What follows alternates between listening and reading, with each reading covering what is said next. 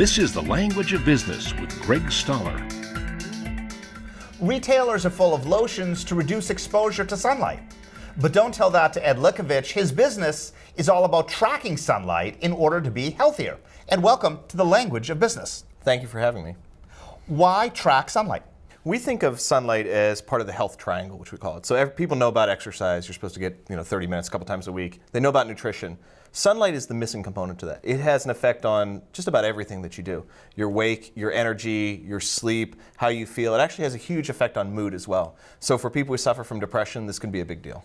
How does it work? Is it a Fitbit for sun, or is it some other technology? Yeah, that's a fair way to describe it. So I'm wearing a SunSprite here, and I'll walk you through the device. So the first thing is the way that it attaches. It has a flexible magnetic clasp that you can pull off and attach in the way that's right for you.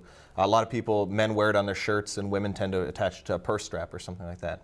It's also completely solar powered, and you can see the solar panels on the front surface here.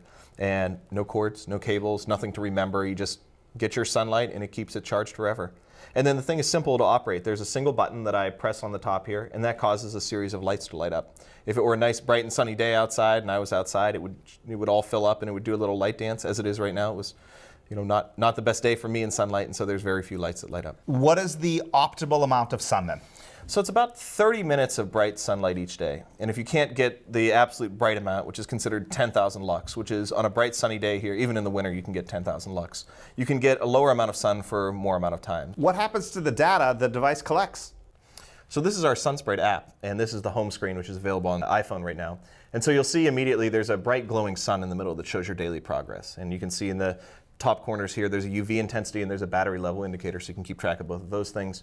Right below it, this is something that users find very helpful, is it shows you the current intensity of light where you are right now, and the number of minutes to go that you need in order to reach your daily goal. So a 64% means that you have 64% effective sunlight, or you're 64% of the way to getting your 30 minutes? You're 64% of the way to your 30 minutes, so it's towards your goal. If you think of Fitbit and their 10,000 steps, it's very similar to that. You need your 30 minutes of 10,000 lux light, and that's how we track it here.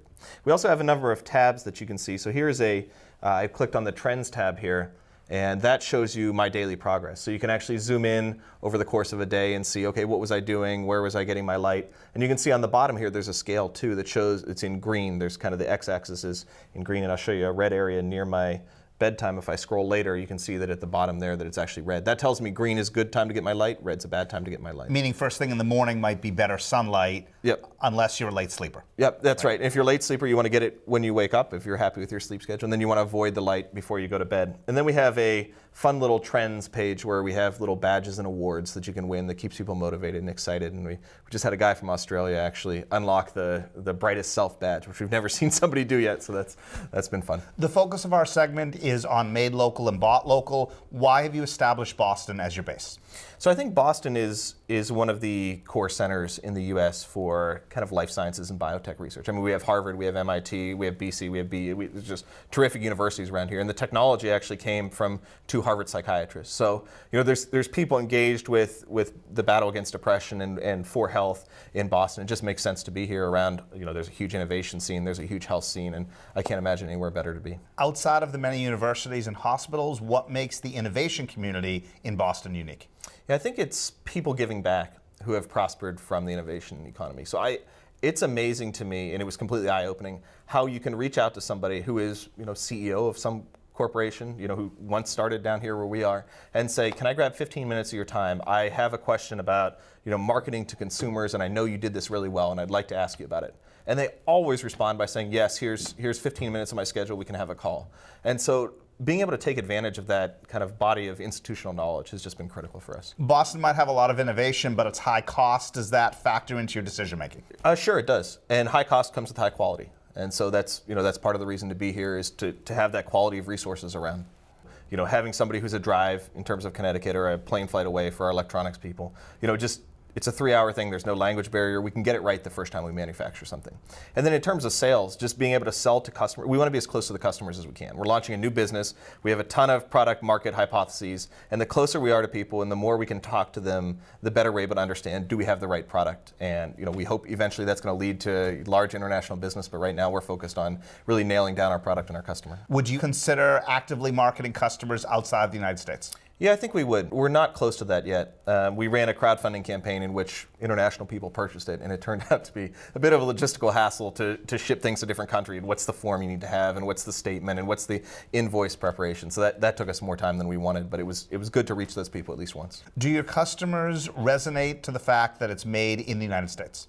Yeah, they do. A lot of people really like that aspect of the product. To them, it signifies quality. It signifies that there are people here that talk to you when you have a problem, and that's another big thing is customer service. Is we handle all of that, and to have somebody write in and then have a response come back from a real human instead of a robot is a big deal for a lot of people too. Do people give you a nod because it's Boston-based technology? Yeah, I think so. Especially the locals around here. I mean, we sell more devices in Massachusetts, on a population-adjusted basis than anywhere else. And where is your factory?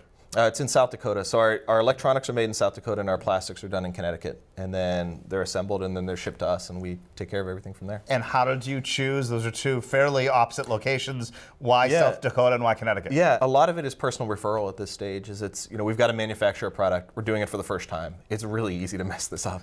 And so it's you call a lot of people. You talk to people. Who have you used? What did you find? What didn't you find? And then there's a visitation process where you go out and see the factory, and you meet Becky, who is our person on the line that is actually assembling. And it's Becky that's doing this. And so if there's a problem, we talk to Becky. And so having that personal relationship was really important to us. So it doesn't always come down to cost. It's about that cost and that personal relationship and the confidence that somebody's there as a partner with you. Thanks, Ed. Thank you.